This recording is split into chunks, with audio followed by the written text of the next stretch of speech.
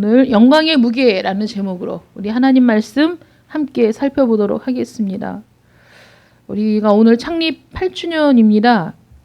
그래서 어떤 말씀을 증거해야 될까 생각하면서 또 우리는 지금 출애굽기를 진행하고 있기 때문에 어떤 말씀이 출애굽기의 말씀을 진행하면서 또 우리 교회의 형편에 합당한 말씀이 될까를 고민을 했습니다.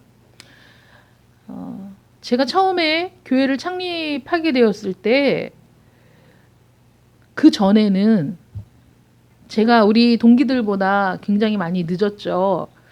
목회를 시작한 것이 늦었습니다. 안수를 받은 것도 저도 많이 늦은 편에 속합니다. 어제 우리 공영란 목사님 임직식이 있었는데 그분이 사실 우리 동기들 중에는 제일 늦은 편이었지만 저도 굉장히 늦은 편이었어요. 그래서 그때는 하나님께서 하라고 하시면 거칠 것이 없다 이렇게 생각을 했고, 하나님이 명령만 하시면 저는 즉각적으로 순종할 수 있다고 생각을 했어요. 그런데 하나님께서 그 목사 임직을 받으라는 그 푸시가 계속될 때 굉장히 많이 고민을 했고, 금방 순종하지도 못했고, 굉장히 오랫동안 그 문제를 가지고 갈등을 했습니다. 그래서 내가 하나님의 말씀이 있어도 그전에는 말씀만 하시면이라고 제가 굉장히 자신을 했었는데, 말씀을 하셔도 내가 즉각적으로 순종하지 못하는 그런 참 연약한 사람이었구나 그런 생각을 했고, 현실적으로 그 말을 꺼내기가 너무나 어려웠기 때문에 아주 굉장히 기도만 하면 다 될 것 같고, 또 즉각적으로 기도 끝내고 나가서 그 일을 내가 준행할 수 있을 것 같은 그런 열렬한 감정에 휩싸였지만, 눈을 뜨고 세상을 보면 또 말을 할 수가 없어서 좀 방황하는 시간이 좀 있었습니다. 또 그때뿐이냐, 저는 늘 우리 동기 목사님들에게 하나님이 너 개척해라 이러면 나는 정말 사과 개척이라도 놓고 난 할 거야 이렇게 얘기를 했었는데, 하나님께서 개척하고 명령을 주시니까 참 암담하더라고요. 어떻게 해야 될까? 어떤 방향으로 해야 되고 어디에다가 그 개척을 해야 되며 뭐 생각할 게 한두 개가 아니었어요. 그래서 하나님께서 일찍 목회를 시작하게 하신 분이나 늦게 목회를 시작한 사람이나 사실 먼저 한 사람이 뭐 훨씬 더 잘하고 있는 거고, 늦게 한 사람은 못하고 있는 거고, 이건 우리 인간의 생각일 뿐이고, 하나님께서 우리를 다루시고 우리를 인도하시는 과정 속에서 우리가 그때 상황 속에서 최선을 다하는 것이 사실 가장 중요한 것이다. 언제 목회를 시작하느냐, 언제 뭐 개척을 하느냐, 언제 안수를 받느냐, 이게 중요한 것이 아니라 내가 처한 상황에서 내가 할 수 있는 최선의 것들을 추구하는 삶. 그래서 나에게 주어진 일들을 내가 순종해 나가면서, 그러면서 사실 더 공부도 할 수 있고 또 더 많은 그 지식들, 목회에 필요한 지식들을 알아보고 또 공부하고, 또는 내가 알지 못했던 분야이지만 필요한 부분들을 다시 공부할 수도 있고, 이런 시간들을 하나님께서 주셔도 그 시간들 속에서 나는 왜 하나님이 빨리 하라고 안 하시는가, 여기에만 전전긍긍하면서 준비할 수 있는 시간들을 주셨음에도 준비하지 못하고, 정말 하나님께서 이제 너 정말 강력하게 개척해라 라는 그 명령이 떨어졌을 때야 비로소 어떻게 해야 될까를 고민하는 그런 어리석은 사람이었죠, 제가. 그래서 그 개척의 명령을 받고 개척을 준비하면서 제가 생각했던 건 이거였던 것 같아요. 많은 사람들이 그 비전에 대해서 얘기하지만 저는 성도들이 행복한 교회이기를 바랬어요.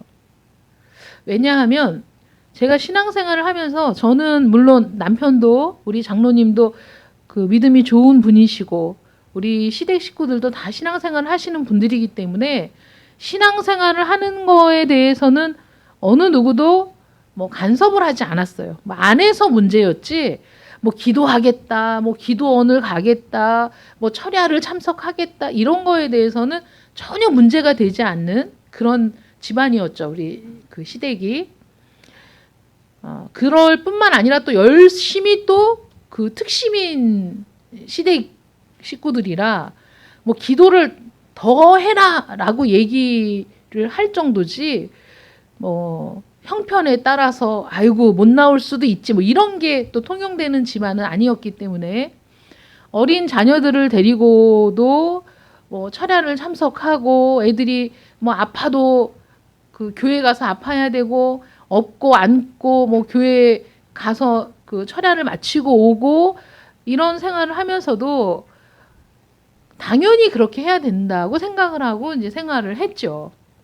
뭐 직장에 갔다 와서 허겁지겁 아이들 저녁을 챙겨주지 못하더라도 늦어서 수요 예배 시간이 되면 또 그 아이들을 집에 방치하고 또 가야 되고 일이 너무 많아가지고 뭐 공예배에 다 참석하는 건 물론이고 또 구역 예배도 인도해야 되고 구역도 아이들이 어린데도 2구역씩이나 맡겨주셔갖고 2구역을 또 아이들 데리고 또 뛰어야 되고 거기에다 또 그 뭐 주일학교는 뭐 한 번도 쉰 적이 없을 정도로 주일학교 해야 되고 나중에는 뭐 학생부 해야 되고 이러면서 그 일이 싫었던 것이 아니라 그 일이 너무 버거웠다는 게 아니라 그렇게 함으로써 사실은 자녀들과 함께할 시간들을 갖지 못하고 이런 시간들이 나중에 많이 마음이 아팠어요. 그래서 그 하나님께서 우리에게 원하시는 것이 사실 하나님은 우리가 행복하기를 원하시고 즐거워하기를 원하시고 그래서 구약 시대의 예배들도 사실 잔치의 개념이 더 많거든요. 온 가족이 모여서 하나님 앞에서 즐거워하는 거거든요. 그 예물을 드리면서. 그래서 그런 것들에 대해서 그 목회를 하면서 우리 교회 성도들이 그 너무 그렇게 그 정말 혹사 당할 정도로 그렇게 무리하게 그렇게 하지 말고 좀 성도들이 행복한 교회였으면 좋겠다 이렇게 생각을 했어요.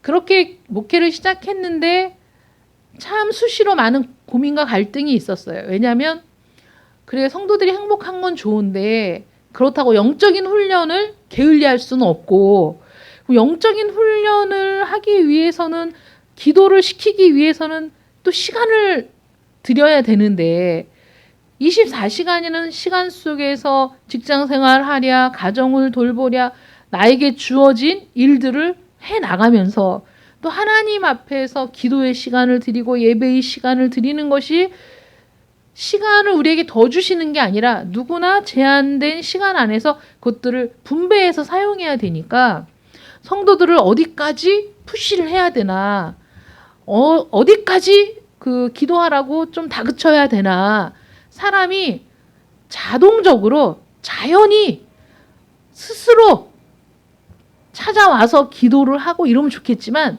그게 또 안 되거든요. 훈련되기 전에는.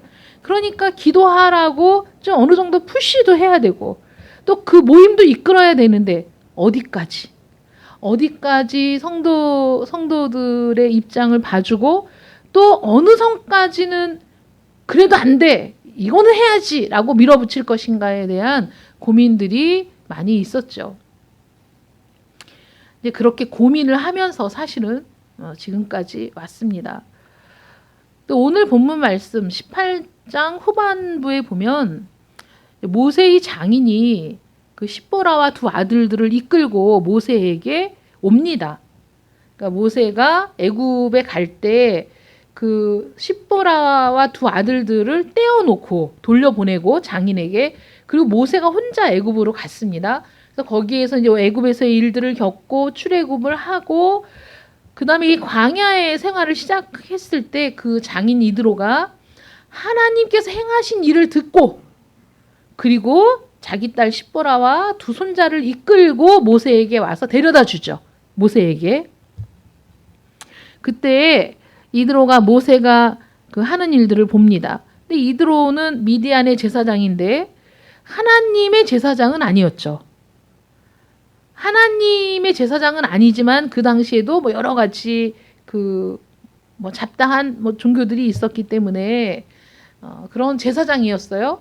그런데 하나님이 행하신 일을 듣고 놀라워하고 감격하고 자기 그 딸과 그 두 손자를 이끌고 모세에게 데려다 주면서 그가 그 하나님이 행하신 일을 모세에게 듣고 감탄을 하고, 야, 하나님 외에는 정말 신이 없구나 막 이렇게 고백하고 하나님 앞에 또 예물을 드려서 그 제사를 드리고 그리고 온 그 장로들과 또 모여서 같이 식사를 하고, 그래서 이스라엘의 한 공동체가 된 것처럼, 일원이 된 것처럼 그렇게 이제 시간을 보내는 중에 모세가 아침부터 저녁까지 백성들을 재판한다. 그러니까 하나님께 묻고 또 그 일들을 해결하는 모습들을 보면서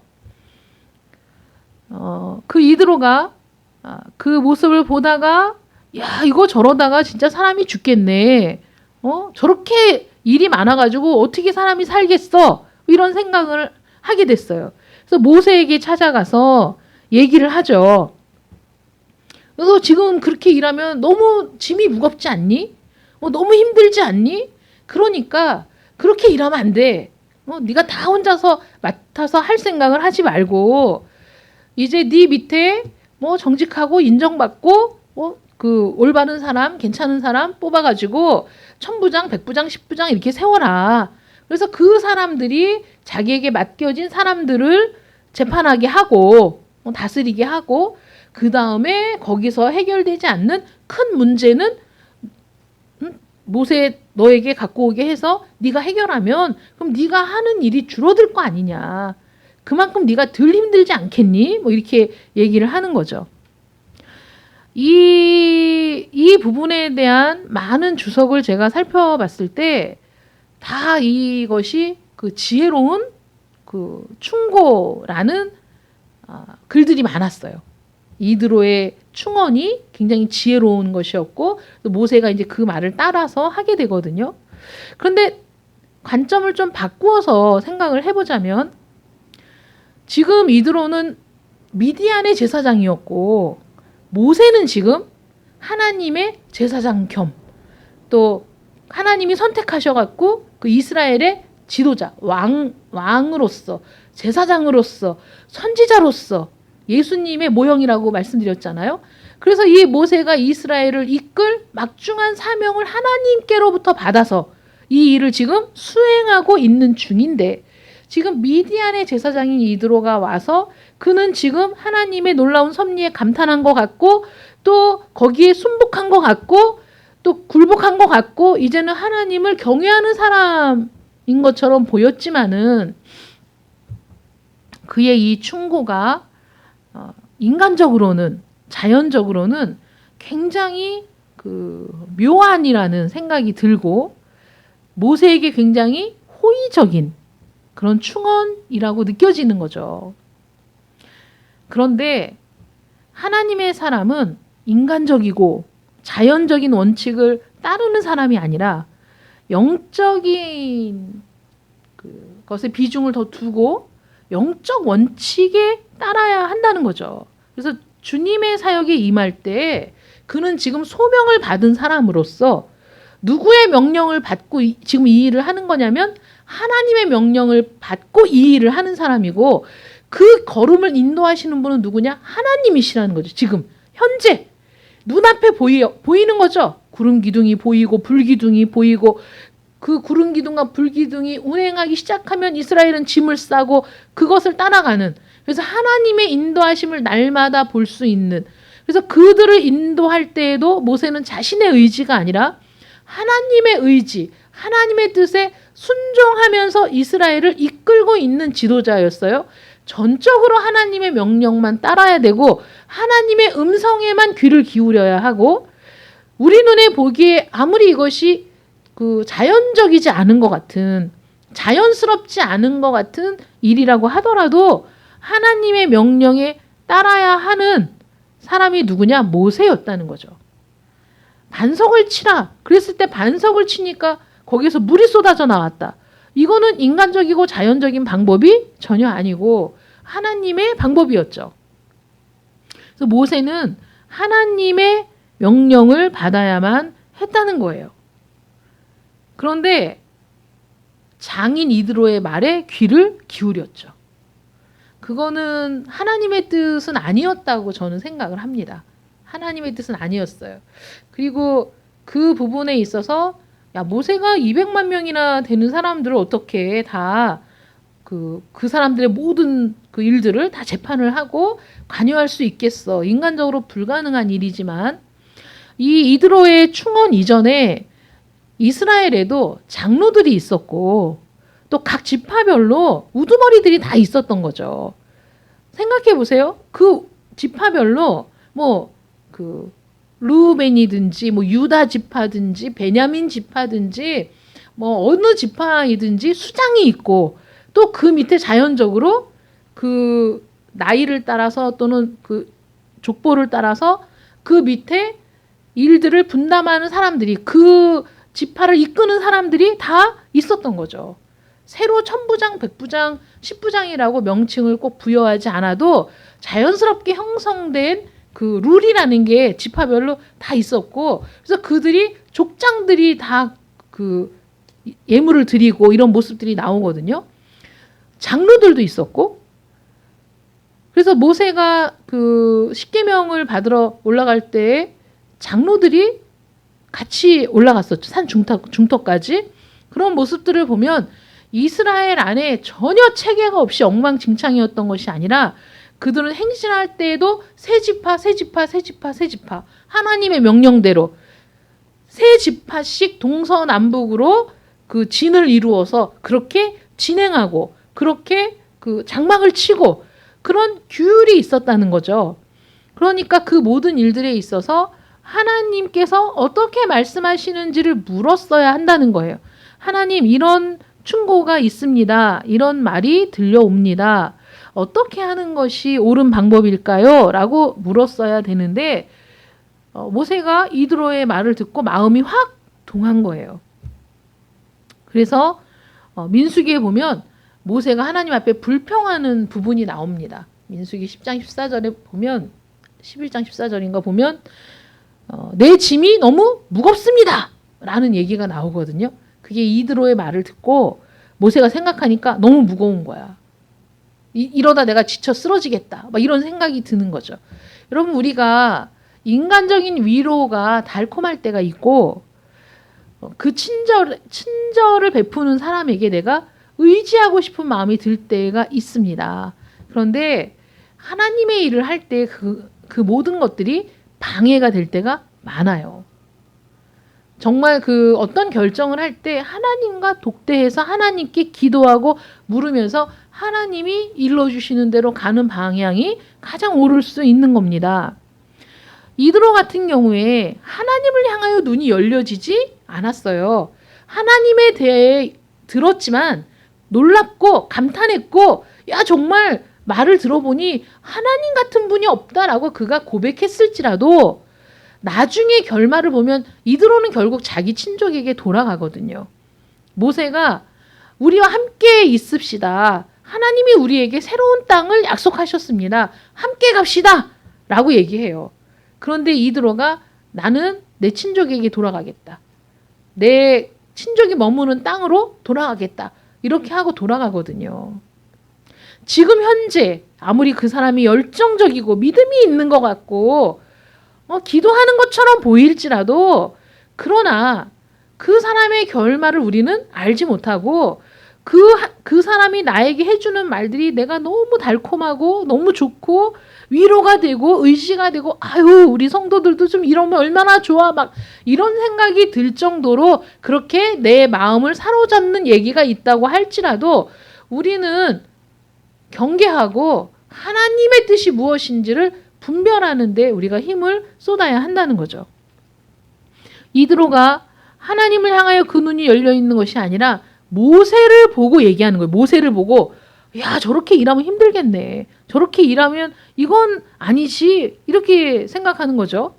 그는 영원한 여호와의 영광을 보는 것이 아니라 자기 딸과 결혼한 이 사위의 안녕, 사위의 평안, 오랫동안 건강하게 살아야 하는데 라는 생각을 했던 거예요. 그래서 너와 또 너와 함께한 이 백성이 필경 기력이 쇠하리니 이 일이 내게 너무 중함이라. 너무 무거워. 너무 너 혼자 짐을 많이 지고 있어. 네가 혼자 할 수 없어 라고 얘기하죠. 우리 주님은 어떤 상황이셨습니까? 마가복음 3장 20절에 보면 집에 들어가시니 무리가 다시 모임으로 식사할 겨를도 없는지라. 정말 식사할 겨를도 없이 식사도 제대로 못하시면서 잠도 제대로 주무시지 못하면서 사역을 하셨어요. 우리 주님께서.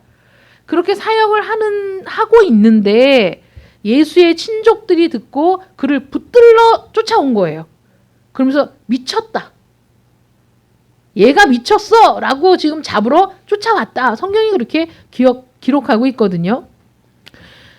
또 다른 예를 보면 예수께서 자기가 예루살렘에 올라가서 장로들과 대제사장들과 서기관들에게 많은 고난을 받고 죽임을 당하고 제3일에 살아나야 할 것을 제자들에게 비로소 나타내시니 베드로가 예수를 붙들고 항변하여 이르되 주여 그리 마옵소서 이 일이 결코 주께 미치지 아니하리이다 라고 얘기해요.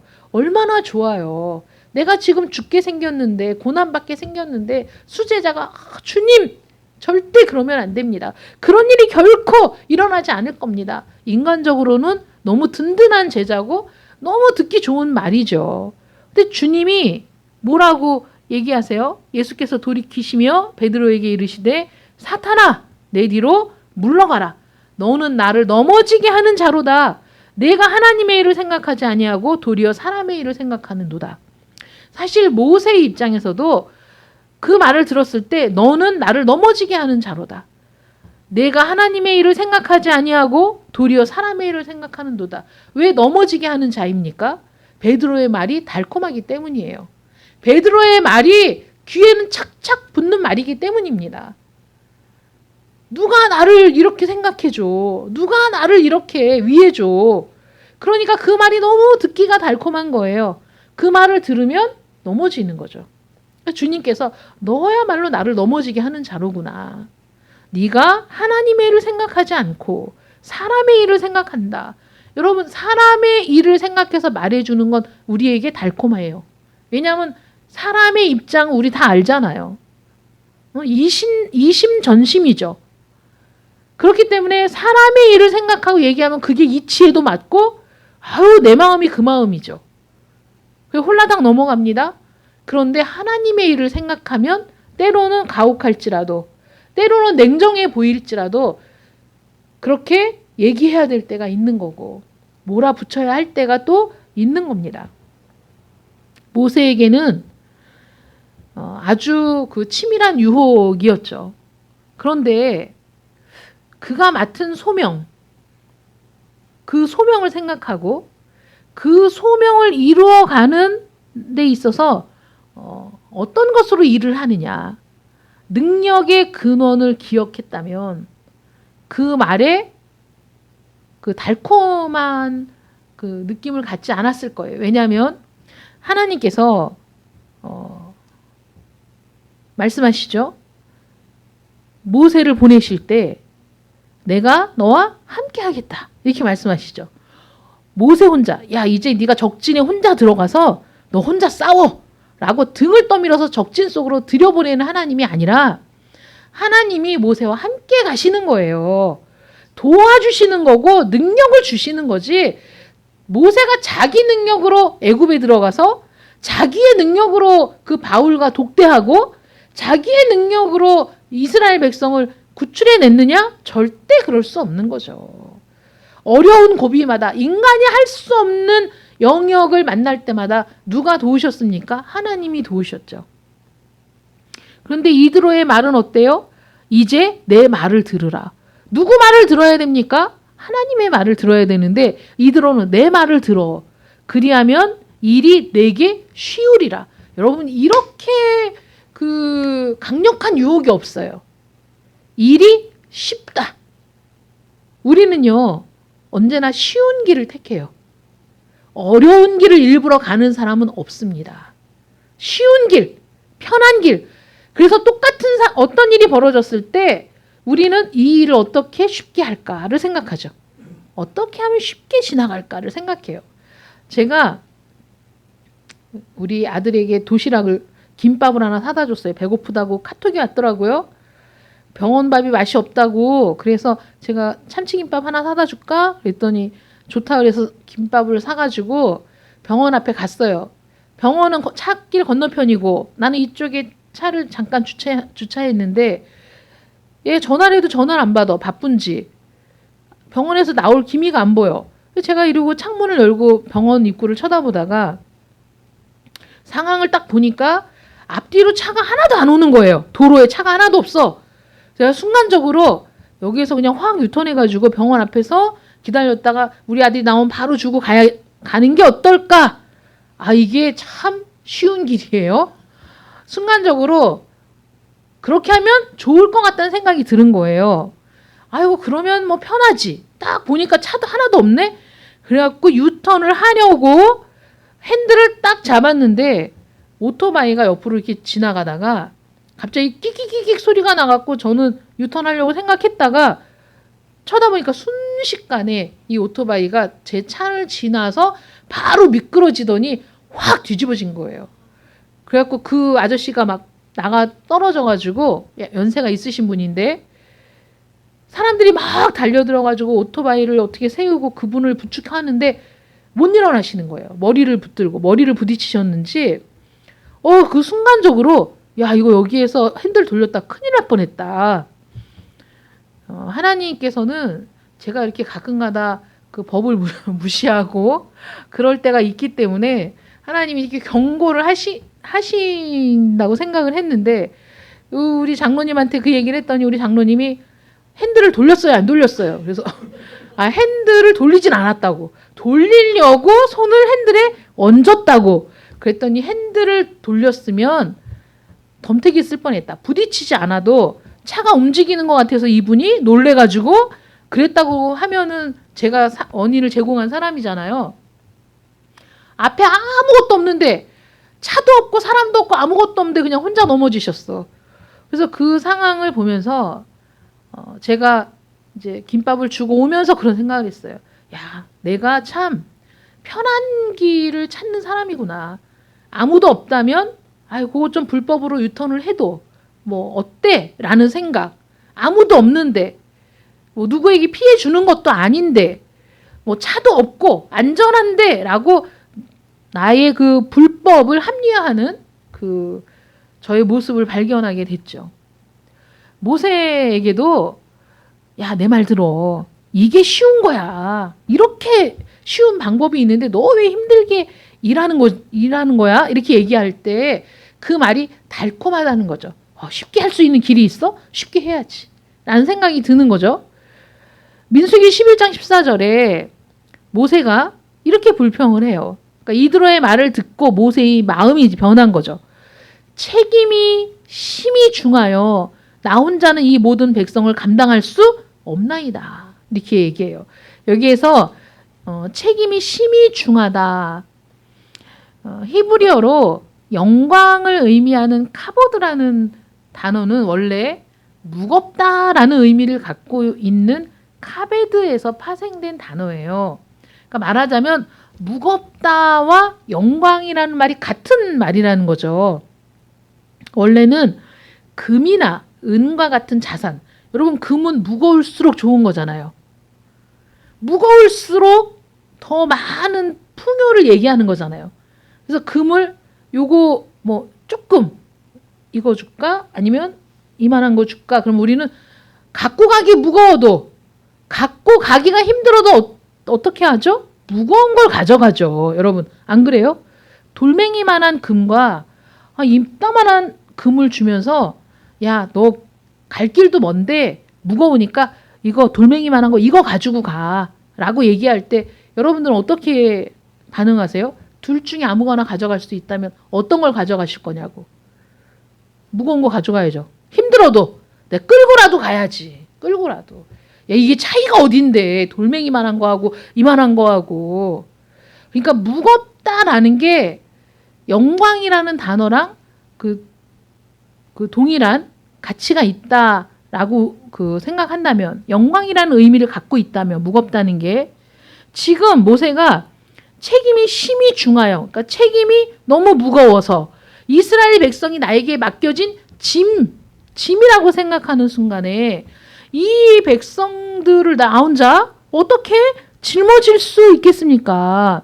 그래서 이 민수기 11장 14절을 직역하면 나 혼자서는 이 백성들 전부를 짊어질 수 없습니다. 왜냐하면 내게 무겁기 때문입니다. 라고 직역할 수가 있는 거예요. 무거워. 난 무거워서 이거 이제 내려놓을래. 나 무거워서 이거 나 이제 혼자 못 짊어지고 갈 수가 없어. 하나님 이거 나 너무 무거워요. 내려놓을게요. 라는 건 내 영광도 내려놓을게요. 이런 의미라는 거죠. 나에게 소명을 주셨을 때 하나님은, 그러니까 귀한 직분이죠. 소명이. 그 귀한 직분을 주셨을 때 그 귀한 직분이 사실 버겁죠. 무겁죠. 그러나 그만한 영광이 있는 거예요. 그런데 그걸 내려놓겠대. 그런데 그 무거운 게 무겁지. 200만 명인데 얼마나 힘들겠어요? 그런데 무거운데 하나님이 너 혼자 알아서 해. 라고 떠밀어 놓고 하나님이 방관자로 있으시냐? 아니잖아요. 하나님이 함께 하시고 능력을 주시고 지혜를 주시고 백성을 재판할 때마다 하나님이 지혜를 주시고 모세가 물을 때 응답하시고. 여러분 누가 힘든 거죠? 내가 이 판결을 하려고 막 골머리를 앓아야 힘든 일이지.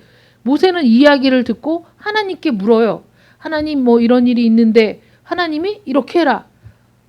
하나님이 다 도와주시고 하나님이 그 능력의 근원이 되시고 하나님이 어려운 일을 만날 때 해결해 주시고 물이 없다 물을 주시고 양식이 없다 양식을 주시고. 그런데 이드로의 말을 듣고 나니까 장인의 말을 듣고 나니까 이게 너무 무겁다. 너무 무거워. 나 혼자 이거 짊어질 수가 없다. 이런 생각이 들었다는 거죠.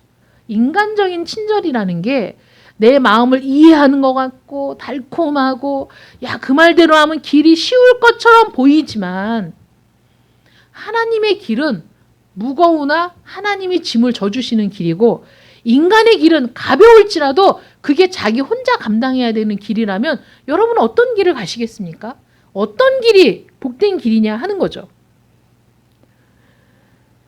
모세의 장인 이드로는 모세가 이스라엘 백성들을 재판하는 것을 보고 너무 많은 무게를 지고 있다라고 지적을 했지만 그 짐은, 그 무게는 모세가 느껴지는 그 무거운 짐 같은 거는 사실 곧 영광.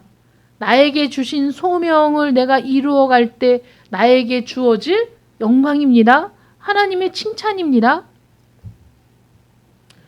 하나님 이렇게 말씀하세요. 이사야 41장 10절에 두려워하지 말라 내가 너와 함께함이라. 놀라지 말라 나는 내 하나님이 됨이라. 내가 너를 굳세게 하리라. 참으로 너를 도와주리라.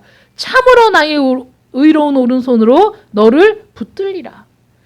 여호수아가 모세가 이제 없고 여호수아가 자기가 그 소명을 이루어갈 책임자로 선정됐을 때 하나님이 동일하게 말씀하시죠. 두려워하지 마라. 내가 너와 함께 할 거야. 힘내. 내가 너와 언제나 함께 할 거야. 이렇게 약속하시거든요. 담대하라. 두려워하지 말아라. 시편 55편 22절에 내 짐을 여호와께 맡기라. 그가 너를 붙드시고. 짐을 맡겨.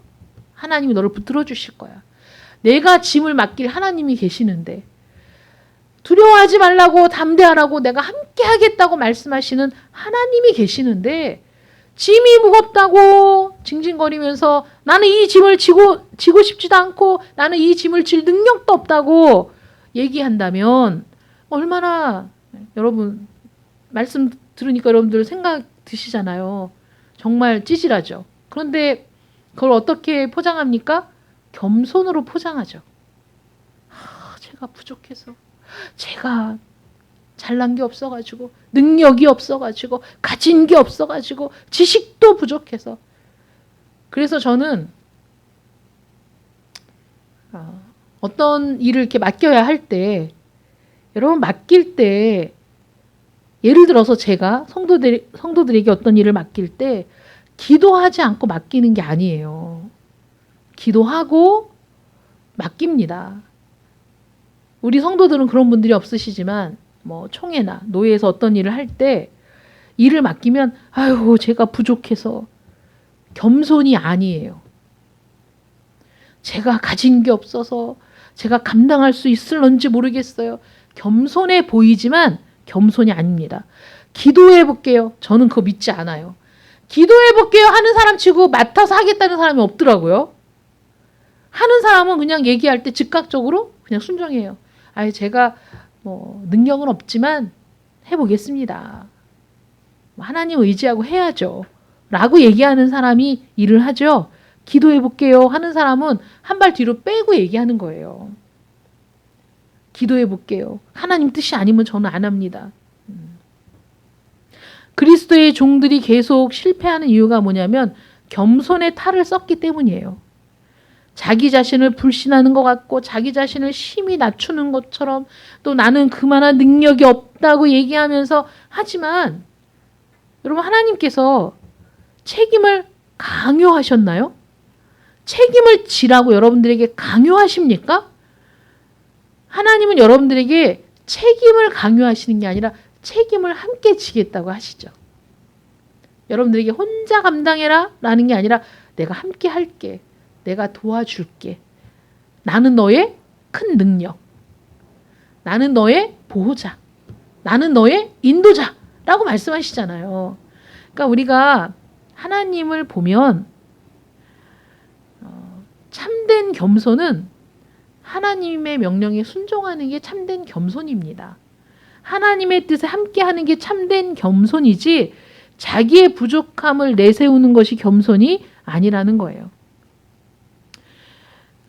하나님께서 우리에게 책임을 맡기신다면 그것을 감당할 수 있도록 분명히 나와 함께 하실 것이고 만약에 하나님이 나와 함께 하지 않으신다면 아무리 가벼운 일도 나는 감당할 수 없을 거라는 거죠.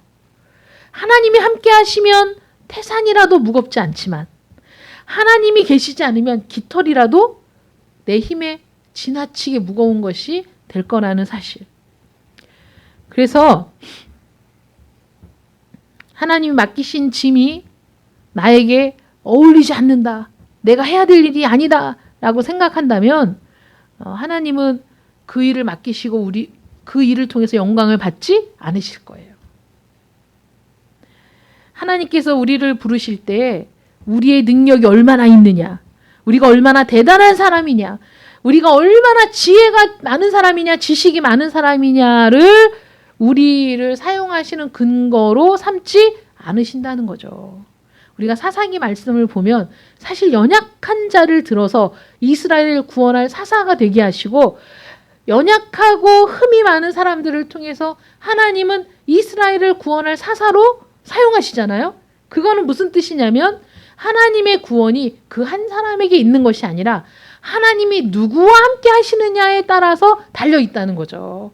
그러니까 하나님이 함께 하신다면 우리의 능력의 근거에서 우리를 부르시는 게 아니라 하나님이 함께 하시려고 우리를 부르시기 때문에 모든 권능이 하나님께 속해 있기 때문에 하나님과 함께 하기로 우리가 순종을 약속하고 하나님의 명령에 굴복한다면 하나님은 그 일을 통해 영광을 받으시고 그 영광을 함께 나눌 놀라운 자리에 우리가 서게 되지만 우리가 겸손을 핑계로 부족을 핑계로 그 모든 짐을 내려놓고 싶어 한다면 하나님은 그 일을 다른 사람을 통해 성취하실 것이고 우리는 그 영광과 아무 상관이 없는 존재가 될 거라는 거죠. 어떤 분이 이런 말씀을 하셨어요. 김동호 목사님이 그 얘기를 하시더라고요. 그 아들이 막내 아들이라고 하셨나? 작은 아들이라고 하셨나? 그 위에 이제 셋째인가 봐요. 위에 형들 둘이 있고 이 막내가 있는데 막내가 말을 배울 때 엄마, 아빠, 100원 이렇게 배웠대요. 왜냐하면 왜 100원이냐면 이제 그 위에 형들에게 이제 100원을 주니까 뭐 애들이 뭐 아빠 100원만, 아빠 100원만 그러면 이제 그 교회 갈 때 뭐 10만 갈 때 이게 100원씩 주면 형들이 그거 들고 나가갖고 뭐를 사오는 거예요. 그러니까 얘도 100원을 배운 거예요. 100원만 100원을 주고 형들 쫓아서 나갔는데 3살 때 가니까 뭐 껌도 사고 사탕도 사고 뭐 이런 걸 사는 걸 얘가 알고 나서는 야, 이 100원이 있으면 이거를 살 수 있구나. 그러니까 이 100원의 가치를 알고 나서는 항상 100원만. 아빠 100원만. 엄마 100원만. 근데 한 번은 신방을 가야 되는데 갑자기 앞에 딱 그래서 가로막고 못 가게 하면서 100원만 이렇게 얘기했대요. 그래갖고 아이고 이제 자식이니까 이뻐가지고 100원을 줘야지 이러고 주머니를 막 뒤졌는데 100원짜리가 없고 500원짜리가 하나 있어가지고 500원짜리를 이렇게 딱 주니까 얘가 500원짜리를 받을 생각을 안 하고 아빠 손에 있는 500원짜리를 한번 보고 아빠 얼굴을 보고 다시 500원짜리를 보고 계속 그러더래요. 이게 동전 100원짜리랑 비슷하게는 생겼는데 100원은 아닌 것 같은 거지. 그래서 이게 100원은 아닌 것 같아. 자기가 늘 받던 돈은 아니야. 그러니까 이제 의심의 눈초리로 500원짜리를 한번 보고 아빠 얼굴 한번 보는데 이제 이게 너무 애가 그렇게 하는 게 이뻐가지고 웃었더니 아빠가 웃는 걸 보고 아빠가 나를 놀리려고 100원을 안 주고 이거를 줬구나. 그래갖고 그 500원짜리를 냅다 팽개치고 이제 울면서 100원 달라고 그렇게 울더라는 거예요. 근데 그때 큰아들이 딱 들어오더니 큰아들이 이제 방방 뛰고 난리가 났다는 거야. 야, 이 바보야. 이거 500원이면 100원짜리 5개인데 이거 가져가면 더 많이 살 수 있는데 답답하다고 막 이러는데도 얘는 다 필요 없어. 500원 필요 없어. 100원만. 그래서 그걸 보면서 이 100원의 가치를 알았을 때 이 아이가 100원만 이렇게 얘기했는데 만약에 500원의 가치를 알았더라면 이거 100원보다 500원을 더 좋아했을 거라는 거죠. 그래서 100원짜리하고 500원짜리를 놓고 봤을 때 야, 너 어떤 거 가질 거야? 한 개만 가져. 그러면 500원의 가치를 아는 애는 500원을 선택한다는 거죠. 100원이 아니라. 그러니까 가치를 알 때 어떤 것의 가치를 알 때 그 가치가 얼마나 놀라운 건지를 알았을 때 다른 걸 포기하는 건 쉽다. 그래서 하나님의 영광이 얼마나 놀라운 가치가 있는 것인가를 알 때 그것이 나에게 짐이라고 여겨지지 않는다는 거죠. 그리고 그 외의 것들을 버릴 수 있다는 거예요. 영광인데 하나님의 영광에 내가 함께 하는데 하나님의 영광 속으로 내가 들어가는데 짐이 아니지. 더군다나 나에게 혼자 하라는 것도 아니고 하나님이 함께 하신다는데 라고 생각하면 우리의 생각이 완전히 달라지고 가치를 어디에 두느냐에 따라서 내 마음도 달라진다는 거예요. 그래서 겸손을 가장한 자기 비하, 불신, 그래서 하나님의 말보다 인간의 말을 의지하는 것, 하나님의 말을 청종하지 않는 것은 하나님의 일을 맡은 자의 영광을 빼앗기는 것이고 또 더 나아가서는 실패를 맞게 되는 길이다라는 거죠. 그것과 정반대의 길이 또 있어요. 그게 뭐냐면 소명을 가장한 야망이라는 거죠. 그건 뭐냐면 하나님을 위해서도 아니고 교회를 위해서도 아닌 나를 위한 야망을 하나님을 위한 일이라고 포장하는 것. 주의 종들이 그런 경우가 많이 있잖아요. 그래서 김동호 목사님이 그 목회자들을 위한 그 무슨 그 모임이 있었는데 거기서 그런 얘기를 하시는 거예요. 뭐 교회에 분란이 일어나고 싸움이 나서 쪼개지고 막 1000명 모이던 교회가 다 쪼개져 갖고 150명 정도 모인 교회에서 청빙을 받아가지고 자기가 갔대요. 선배들이 다 야 그런데 가는 거 아니야 막 이랬는데 속으로 내가 너냐? 자기는 할 수 있다라는 그 교만한 마음이 가득해가지고 그 교회를 갔는데 150명인데 성도들에게 첫 번째 설교 때 선포했대요. 배가의 부흥. 자, 우리 300명, 성도 300명 목표 막 이래갖고 했더니 성도들이 힘이 난다고 또 좋아했대요. 얼마나 재밌니? 자기가 선포했는데 성도들이 다 좋아하고 하자! 막 이렇게 분위기가 막 이러니까 너무 좋았는데 새벽에 이렇게 기도를 하는데 하나님이 왜 300명이냐? 근데 그게 감정적으로 하나님이 좀 삐딱하게 말씀을 하시는 것 같더래요. 그래서 300명이면 안 되나요? 그랬더니 그게 왜 300명이냐고. 그래서 그 하나님께서 말씀하시는 그 새벽에 깨달은 게 뭐냐면 아, 내가 왜 300명이라고 얘기했지? 누구를 위한 거지? 하나님을 위한 건가? 교회를 위한 건가? 가만히 자기 마음을 들여다보니까 아, 내가 나니까 다른 사람은 다 안 된다고 해도 나는 이 교회에서 금방 나는 배가로 부흥을 시키고 이렇게 할 수 있다는 걸 보여주기 위해서 자기가 그렇게 얘기했구나. 그거를 알게 하셨대요. 하나님이. 그래서 아, 이게 뭐냐? 이게 소명을 가장한 나의 야망이었구나. 하나님을 위한 거 아니었다. 교회를 위해서도 아니었다. 내가 어떤 사람인지를 보여주려고 내 야망을 위해서 나를 높이고 나를 자랑하기 위해서 내가 그렇게 했구나. 야, 이거 성도들도 몰랐는데. 아니, 나도 속고 있었는데 하나님은 속일 수가 없구나. 그렇게 생각을 했대요. 회개를 했대요. 회개를 하면서 그렇게 생각했대요. 내가 회개했으니까 하나님이 금방 300명 해주시겠지? 근데 안 되더래요. 안 되더래요. 정말 천천히. 그래서 뭐 4년 만인가 뭐 5년 만인가. 그래서 그걸 보면서 나중에 생각했는데 아, 그게 정상적인 그 속도였구나. 이렇게 생각을 했대는데 제가 그 말을 들으면서 그래, 오늘 본문처럼 아, 나는 부족해요. 힘들어요. 뭐 나는 할 수 없어요. 그러면서 자기 자신을 낮추는 것처럼 보이지만 사실 그것이 진정한 겸손이 아니었고 하나님께서 맡은 자에게 주시는 은혜, 또 함께 하심, 또 그 권능으로 도우시는 그 모든 것들을 바라보지 않을 때 그때에도 우리는 실수하고 실패하고 잘못된 결정을 내리지만 또 잘못된 결정을 내릴 수 있는 게 뭐냐면 내 욕망을 채우기 위해서 하는 거죠. 제가 처음에 개척하면서 고민했던 게 나를 드러내고 나를 높이기 위해서 야, 전우정이가 목사가 되더니 목회 잘하네. 뭐 이런 얘기를 듣기 위해서 성도들을 막 몰아붙이는 거에 대해서 그것이 정말 하나님의 뜻인가를 고민했었고 나는 사실 성도들이 행복하기를 원하는데 그렇게 하기 위해서는 어떻게 해야 되나 고민했던 것처럼 저는 그 고민이 쓸데없는 고민이었다고는 생각하지 않습니다. 그런데 그 사이에서 균형을 맞추는 것이 쉽지 않은 일이죠.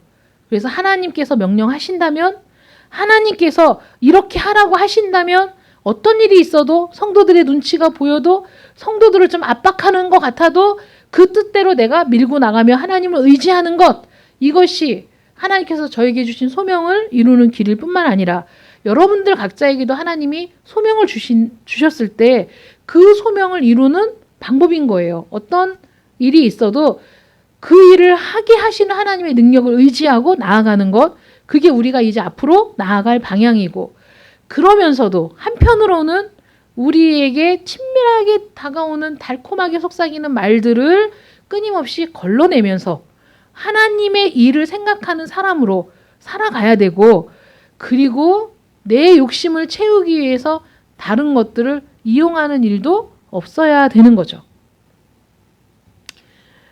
고린도전서 4장 2절에 맡은 자들에게 구할 것은 충성이니라는 말씀이 있습니다. 그런데 여러분, 그 앞에 1절 말씀이 더 중요하죠. 왜냐하면 2절 말씀은 그리고 앞에 무언가 있어요. 그리고 맡은 자들에게 구할 건 충성이다 라고 얘기했어요. 앞에가 뭐냐면 사람이 마땅히 우리를 그리스도의 일꾼이요 하나님의 비밀을 맡은 자로 여길지어다. 그리고 맡은 자들에게 구할 것은 충성이니라. 하나님의 비밀, 복음의 비밀을 알게 된 사람, 하나님의 비밀, 그것이 무엇인지를 깨달은 사람, 그 은혜를 누리는 사람, 그런 사람들에게 하나님께서 구하는 게 뭐예요? 충성이에요. 여러분들에게 원하시는 게 뭐예요? 충성이죠. 여러분 충성하는 성도들 되시길 축원합니다. 충성해야 돼요. 그런데 하나님의 비밀을 알지도 못하고 충성하는 사람들이 있을까요? 없을까요? 있죠. 바울을 보세요. 바울은 태생적으로 충성하는 사람이에요. 바울은 처음부터 끝까지 충성하는 사람이었어요. 그런데 하나님의 비밀을 알지 못할 때도 충성했죠. 근데 그 충성은 하나님을 위한 열심이 특심이라 그리스도인들을 잡아 가두고 죽이는 일을 했어요. 그 열심으로. 충성했어요. 그런데 그리스도를 만나고 하나님의 비밀을 알게 된 이후에 그는 하나님의 나라를 위해 주 예수 그리스도를 위해 충성하는 일꾼이 됐어요. 교회에도 충성하는 사람들이 많지만 제대로 충성하는 사람이어야 돼요. 제대로 충성하기 위해서는 어떻게 해야 됩니까? 하나님의 능력을 의지하고 나에게 주신 소명이 하나님께로부터 온 사실을 늘 기억해서 그 일을 감당할 때 사람의 말을 듣는 것이 아니라 하나님의 음성을 듣고 하나님의 말씀을 듣고 순종하는 사람, 그리고 그 모든 것들을 해내면서 그것이 나의 자랑과 나를 높이는 것이 되지 않도록, 내 육적인 생각에 이끌리지 않도록 늘 조심하고, 그래서 정말 하나님을 위한 일인지 교회를 위한 일인지를 늘 점검하는 사람, 그래서 제대로 충성하는 여러분들 되시길 축원합니다. 저도 그렇게 하겠습니다. 여러분들도 그렇게 충성된 하나님의 일꾼이 될 때에 우리 오직 예수 교회는 창립 9주년, 창립 10주년 때 더 많은 열매들로 가득한 교회가 될 줄 믿습니다. 기도하겠습니다. 사랑의 하나님 감사합니다. 모세에게 주어진 소명은 무거울 수 있었겠지만, 힘들 수 있었겠지만, 그러나 하나님은 홀로 버려두지 않으셨습니다. 모세는 그 모든 것들을 경험했으면서도 또다시 장인 이드로의 말에 휘둘리고 맙니다. 우리 역시 마찬가지입니다. 하나님이 인도하시는 길을 걸어가면서 수없이 하나님의 은혜를 경험하고 능력을 경험하고 나와 함께 하신다는 것을 고백하면서도 어쩌면 이렇게 시시때때로 인간적인 생각에 사로잡히는지 모르겠습니다. 하나님, 우리 오직 예수교회 창립 8주년을 맞았습니다. 앞으로 어떻게 나아가야 할지 우리 자신의 모습을 돌아보면서 앞으로 나아갈 방향도 살펴봅니다. 우리에게 주신 소명을 잊지 않도록 도와주시고 그 소명을 감당함에 있어서 우리에게 홀로 맡겨주신 것이 아니라 하나님이 함께 하시겠다고 두려워하지 말라고 담대하라고 말씀해 주시니 우리의 모든 짐을 주께 맡기고 주님과 동행하며 주신 소명을 이루어가는 자들 되게 하여 주시옵소서. 현재 우리가 당하는 고난이 장차 다가올 영광과 좋게 비교할 수 없다는 말씀을 기억합니다. 지금의 고난과 장차 우리에게 다가올 영광, 어떤 것이 더 중요합니까? 어떤 것이 더 귀합니까? 어떤 것이 더 가치가 있습니까? 하나님, 우리에게 주어질 영광을 바라보며 이 길을 걸어갈 수 있도록 도와주시고, 그리고 오직 하나님의 영광을 위하여 걸어가는 길이기에 내 자신을 높이고 내 자신을 자랑하는 도구가 되지 않도록 도와주셔서 우리 모든 성도들이, 우리 오직 예수교회가 참되게 주의 소명에 최선을 다하는 교회 되게 하시고 성장하는 교회 되게 하여 주시옵소서. 예수님의 이름으로 기도드립니다. 아멘.